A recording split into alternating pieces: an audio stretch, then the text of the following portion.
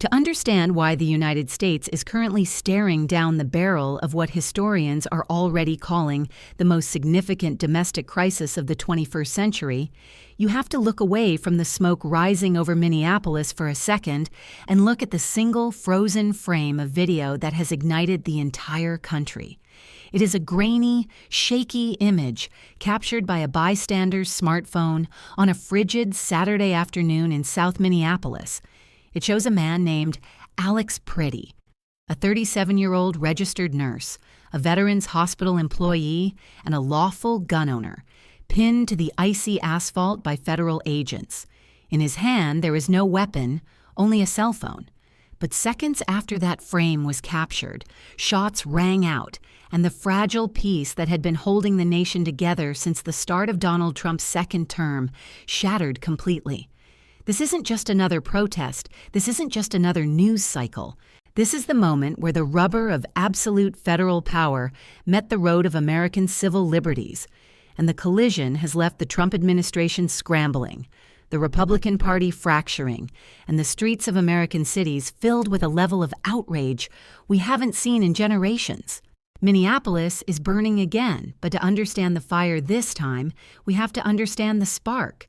Because this story is far more complex and far more dangerous than the headlines are telling you. This isn't just about immigration policy anymore. It is about the rights of American citizens, the limits of presidential power, and a confrontation that has turned even the most loyal of Trump's allies into sudden vocal rebels.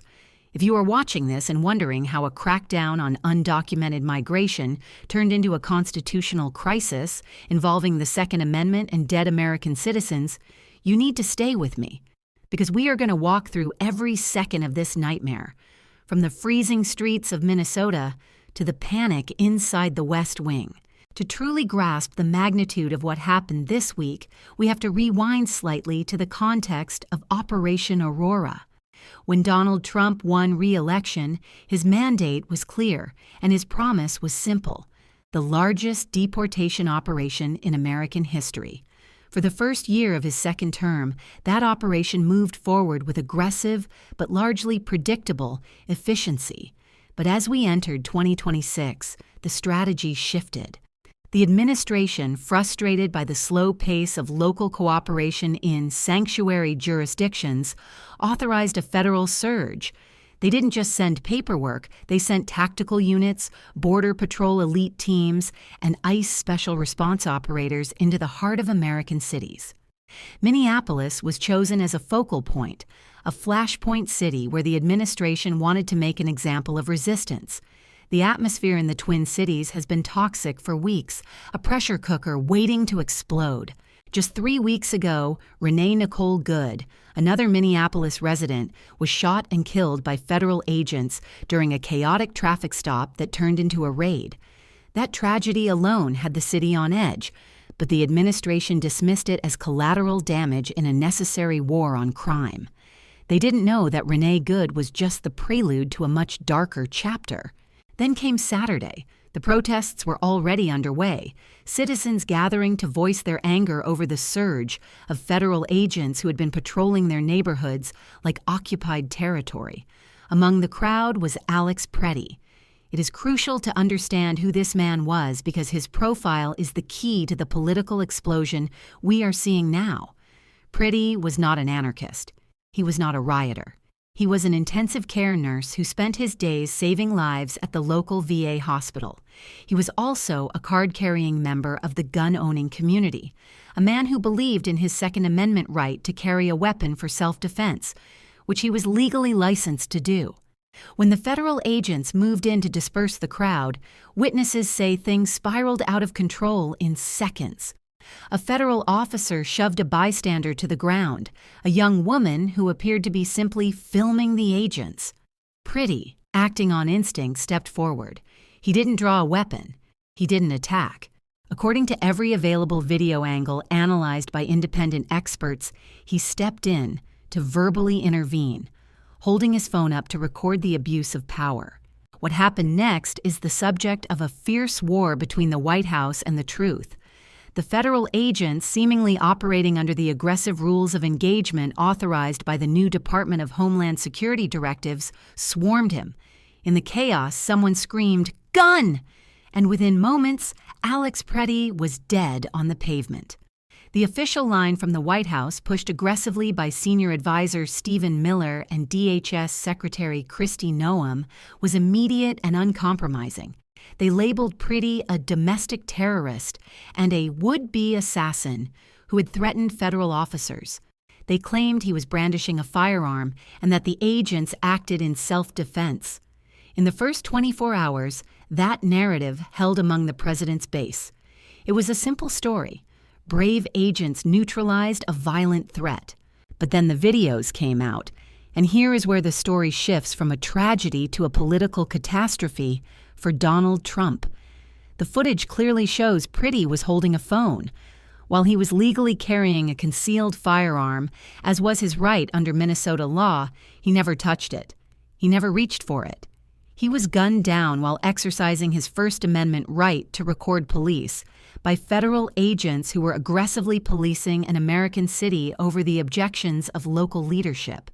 This revelation didn't just anger the left, it sent shockwaves through the right. Suddenly, the narrative wasn't law and order, it was federal tyranny. The victim was a gun owner. The perpetrators were federal agents acting with impunity. And for the first time in the Trump era, the two pillars of the Republican coalition, unwavering support for law enforcement and unwavering support for the Second Amendment, crashed into each other with devastating force. The reaction from the ground in Minneapolis was instantaneous and furious. If you remember the uprising of 2020, you know that Minneapolis is a city with deep scars and a long memory. But this uprising feels different. It is broader. It is not just the usual activists in the streets. You are seeing libertarians, gun rights advocates, and suburban voters joining the marchers. The chant, "Don't tread on me," is being heard alongside "Black Lives Matter," a surreal and unprecedented convergence of political ideologies united by a single, terrifying reality. The federal government killed a law-abiding citizen for standing his ground. The protests have spread like wildfire, moving from the frozen avenues of Minneapolis to New York City, Boston, and Los Angeles. In a stunning display of civil disobedience, activists organized a national shutdown, blocking access to major airports, including Minneapolis-St. Paul International, leading to dozens of citations and a complete standstill of commerce. But the real threat to the Trump presidency isn't coming from the protesters outside the gates. It is coming from inside the House and the Senate. This is the GOP Rebel angle that has the West Wing in a panic. Typically, when a police shooting occurs, the Republican Party closes ranks. They defend the officers, they attack the victim's record, and they move on. But they cannot do that with Alex Pretti. Senator Bill Cassidy of Louisiana, a Republican, was one of the first to break the silence, calling the shooting incredibly disturbing and questioning the credibility of the Department of Homeland Security. When a Republican senator openly doubts the word of a Republican administration's law enforcement agency, you know the foundation is cracking. He wasn't alone. Senator Susan Collins of Maine and Senator Lisa Murkowski of Alaska joined the chorus, demanding a deeper investigation. But the most damaging blow came from the gun rights community. The Minnesota Gun Owners Caucus, a group that is usually a staunch ally of conservative policies, issued a blistering statement debunking the administration's lies. Their president, Rob Dorr, publicly stated that it was disheartening to see the White House spread misinformation about a lawful gun owner. This is the nightmare scenario for Trump's political strategists. They are losing the narrative with their own base. They are being accused of waging a war not just on illegal immigration, but on the rights of American citizens. The Alien Enemies Act of 1798, which Trump invoked to justify these mass raids, is now being scrutinized not just by liberal scholars, but by conservative constitutionalists who are terrified by the precedent of federal agents roaming American streets with a license to kill. The pressure inside the White House must be suffocating. Reports are leaking out that the president is furious, feeling betrayed by the very law enforcement agencies he championed. He is caught in a trap of his own making. On one side, he has his hardline advisors like Stephen Miller, who are urging him to double down, to deploy the National Guard, to declare martial law in Minneapolis, and to crush the uprising with overwhelming force. They argue that showing weakness now would destroy his strongman image and doom his legacy. On the other side, he has his political pragmatists who are looking at the polling data for the upcoming 2026 midterms and seeing a bloodbath. They know that if the GOP becomes the party that kills legal gun owners and lies about it, they will lose the suburbs, they will lose the libertarians, and they will lose the House. We saw a glimpse of this internal conflict just yesterday. In a bizarre and disjointed press appearance, President Trump tried to have it both ways. He claimed he would de-escalate a little bit in Minnesota, a rare admission that his policy was causing chaos. He even walked back the assassin claim slightly, saying he didn't believe Pretti was a terrorist, directly contradicting his own DHS secretary and his senior advisor. But in the same breath, he refused to stop the raids. He refused to pull the federal agents out of Minneapolis. It was a moment of weakness that satisfied no one. The protesters saw it as a meaningless gesture, and the hardliners saw it as a capitulation. The raids are continuing, the agents are still on the streets, and the anger is only growing. The situation is further complicated by the legal war breaking out between the state of Minnesota and the federal government. Minnesota Governor Tim Walz has been placed in an impossible position, trying to mediate between a hostile federal occupation and a citizenry in revolt. The state is now looking into legal avenues to expel federal agents, or at least curtail their authority, setting up a Supreme Court showdown that could define the limits of federal power for the next century. Can a president send federal troops into a state against the governor's will to enforce civil immigration law? If the Supreme Court sides with Trump, we are looking at a fundamental rewriting of American federalism. If they side with Minnesota, Trump's entire Operation Aurora could collapse overnight. And we have to talk about the international reaction, because the world is watching this with a mix of horror and fascination. The United Nations has issued a statement of concern regarding the excessive use of force by U.S. federal agents. Allies in Europe are questioning the stability of the American government. When the self-proclaimed leader of the free world is deploying paramilitary units to quell domestic uprisings sparked by the killing of its own citizens, the global perception of American stability takes a massive hit. This impacts markets, it impacts diplomatic leverage, and it impacts the very idea of American exceptionalism. So, where does this leave us? We are standing on the precipice of the unknown. The climax of this story hasn't happened yet. The funeral for Alex Pretti is scheduled for this coming weekend, and it is expected to be one of the largest public gatherings in Minnesota history. It will not just be a funeral, it will be a massive political rally. The presence of federal agents at that event could be the match that lights the powder keg. If there is another incident, another shooting, or even a heavy-handed arrest, we could see the civil unrest spill over into genuine conflict. The implications for Donald Trump's legacy are existential. He ran on a platform of restoring order, but he has delivered chaos. He promised to protect the Second Amendment, but his administration is now at war with gun owners. He promised to put America first, but American cities are looking like war zones.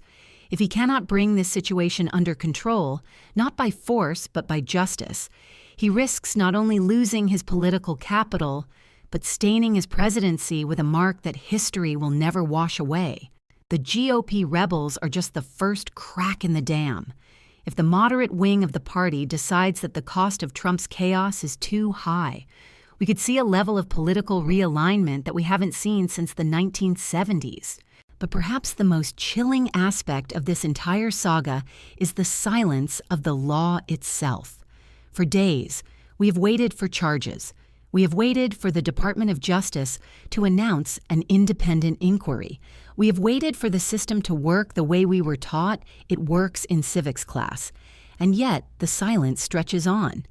It is a reminder that in times of extreme political polarization, the institutions we rely on are fragile. They only work if the people in power choose to respect them. Right now, that respect is in short supply. As we move forward into the coming days, keep your eyes on the Senate. Watch Senator Cassidy and his colleagues. If they move from issuing statements to actually blocking funding for these DHS operations, or if they join the Democrats in calling for a special prosecutor, then the game changes completely. Watch the streets of Minneapolis. If the National Guard is deployed under federal title, overriding the governor, we are in uncharted constitutional waters. And watch the narrative. The White House will try to spin this. They will try to find dirt on Alex Pretti. They will try to distract you with other news. But don't let them. Remember the video.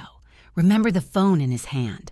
Remember that a government that can do this to a nurse in Minneapolis can do it to anyone, anywhere.